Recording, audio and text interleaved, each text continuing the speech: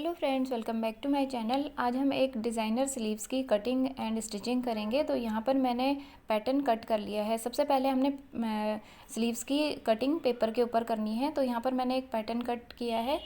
तो यहाँ पर आपके स्लीव की जितनी भी रेडी लेंथ है उसमें आधा इंच ऐड करना है। तो आप यहाँ पर 6 इंच हमारी रेडी लेंथ है स्लीव्स की, तो आधा इंच मैंने ऐड किया है। आधा इंच पीछे से सिलाई का मार्जिन जाएगा शोल्डर की साइड से, और बाकी आगे हमने आधे इंच की पट्टी हमारी बढ़कर आएगी। तो रेडी लेंथ हमारी स्लीव्स की यहाँ पर 6 इंच आएगी। और बॉटम ले ली है हमने, और फोल्ड पे देखिए यहाँ पर 9.5 इंच तक लिया है। जैसे मतलब नॉर्मल स्लीव्स कट करते हैं बिल्कुल उसी तरीके से ही पैटर्न को कट करना है। आर्म होल की शेप हमने बाद में डालनी है। तो ये पैटर्न हमने कट कर लिया है। सेंटर की क्रीज बना लेनी है हमने यहाँ पर। अब सेंटर पॉइंट मार्क कर लेना है ऊपर से भी और नीचे से भी। अब हमने ऊपर जो ये वाली ऊपर वाली साइड है यहाँ से हमने 2 इंच पर मार्क करना है। 2 इंच पर हमने एक मार्क किया, इसके बाद हमने 1.5 इंच पर करना है, और इसके बाद हमने फिर से 1.5 इंच पर मार्क करना है। सेम यही तीनों मार्किंग हमने दूसरी साइड में भी कर लेनी है। पहले 2 इंच पर, फिर 1.5 इंच पर, यहाँ से सेंटर पॉइंट से 2 इंच पर, और उसके बाद हमने 1.5 इंच पर फिर 2 मार्क कर लेने हैं। तो ऊपर की मार्किंग हो गई है। अब हमने इन सारे मार्किंग को इस नीचे सेंटर पॉइंट से मिलाना है, मतलब बॉटम वाले पॉइंट से हमने इसको मिलाना है। तो तीनों को डार्क कर लेंगे, तीनों पॉइंट्स को, सारे ही पॉइंट्स को हम यहाँ पर डार्क कर लेंगे। अब इस नीचे वाले पॉइंट से हमने इन सबको मिलाना है, इस तरीके से मिला लेंगे।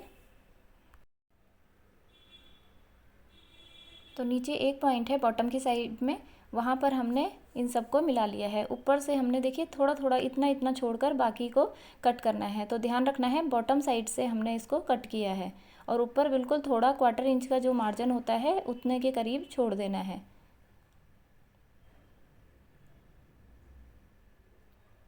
सारी ही मार्किंग पर हमने इसी तरीके से कटिंग कर लेनी है। ये पेपर फोल्ड हो रहा है तो इस तरीके से इसको थोड़ा करूँगी मैं, और सीधा हो जाएगा। और इस तरीके से ऊपर तक हमने इसको कट कर लेना है। नीचे बस एक पॉइंट था जो सेंटर पॉइंट, वहीं से हमने सारे ही इन मार्किंग के ऊपर कटिंग कर ली है। अब इस तरीके से ये कुछ हमारा पैटर्न आएगा। ये पेपर फोल्ड हो रहा है तो इसके ऊपर एक बार प्रेस कर लेंगे तो ये पूरा सीधा हो जाएगा। अब हमने एक्स्ट्रा फैब्रिक लिया है, अच्छे से इसको बिछा लेंगे और एक फोल्ड में रख लेंगे। तो यहाँ पर हमारी दोनों ही स्लीव्स कट होकर आ जाएंगी। अच्छे से ऊपर नीचे से चेक कर लेंगे, अगर थोड़ा छोटा है तो साइड्स में हम जॉइंट्स ऐड कर सकते हैं। तो यहाँ पर ये फैब्रिक लगभग पूरा ही है मेरे पास। तो इस तरीके से इसको बिछाएंगे, और नीचे से भी ध्यान रखेंगे कि छोटा ना पड़े फैब्रिक। इस तरीके से सेट कर लेंगे। अब हमने सेंटर वाला जो पार्ट है उसको पिन अप कर लेना है।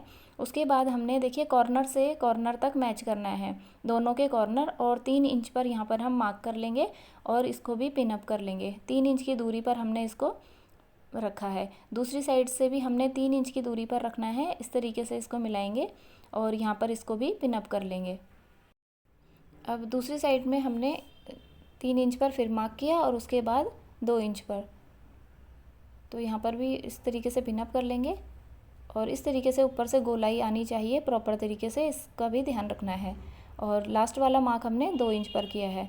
तो सेंटर पॉइंट से देखिए 3 इंच पर, फिर दोबारा 3 इंच पर, और फिर बाद वाले पे 2 इंच पर। इस तरीके से हमने मार्किंग की है, और यहाँ पर इसको पिन अप कर लेना है।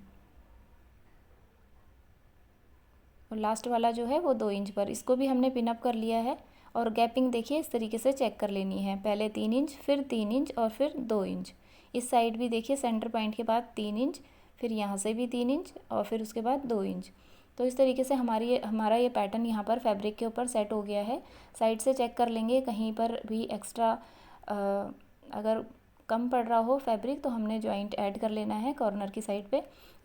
तो यहाँ पर हमने बिल्कुल एज इट इज़ मार्किंग के जो पैटर्न वाला पैटर्न है जो हमारा, तो उसी के ही साथ साथ हमने यहाँ पर मार्किंग कर लेनी है और कटिंग कर लेनी है, क्योंकि हमारा जो मार्जिन है वो इसी के अंदर है।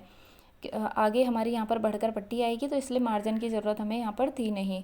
अगर आप बिल्कुल पतली पाइपिंग वाली पट्टी लगाना चाहते हैं तो थोड़ा सा मार्जिन लेके आपने तब पैटर्न पर कटिंग करनी है।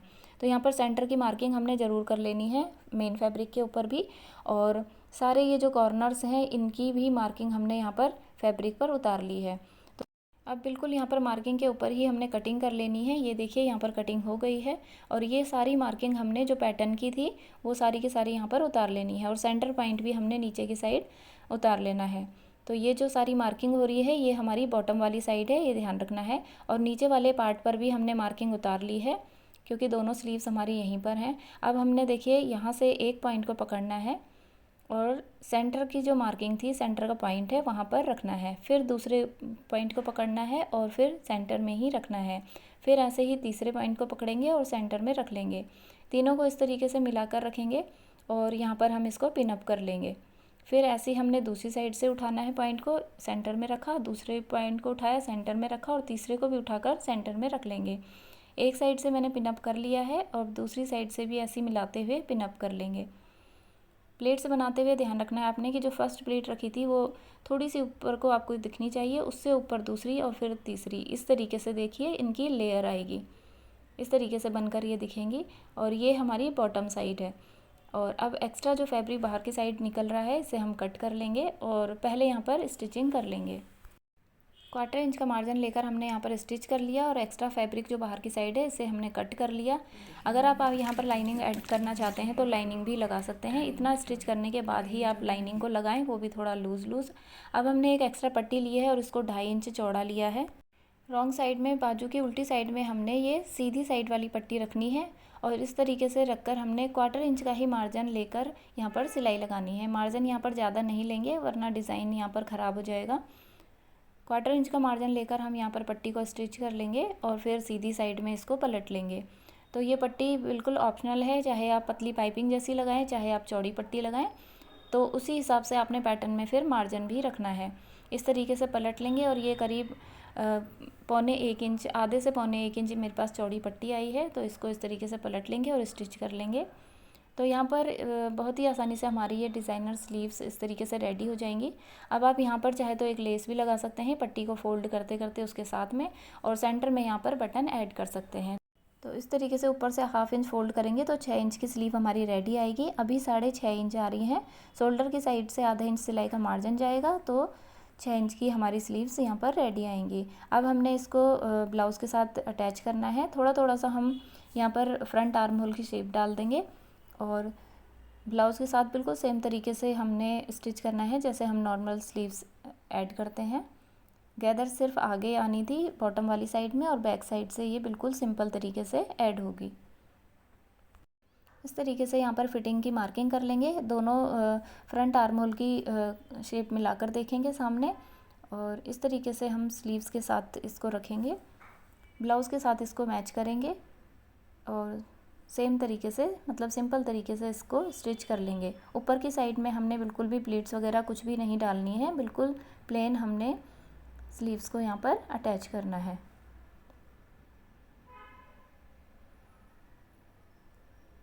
तो देखिए स्लीव एक रेडी कर ली है मैंने, सेम तरीके से दूसरी स्लीव्स भी रेडी कर लेंगे और ब्लाउज़ हमारे यहाँ पर बनकर बिल्कुल रेडी है।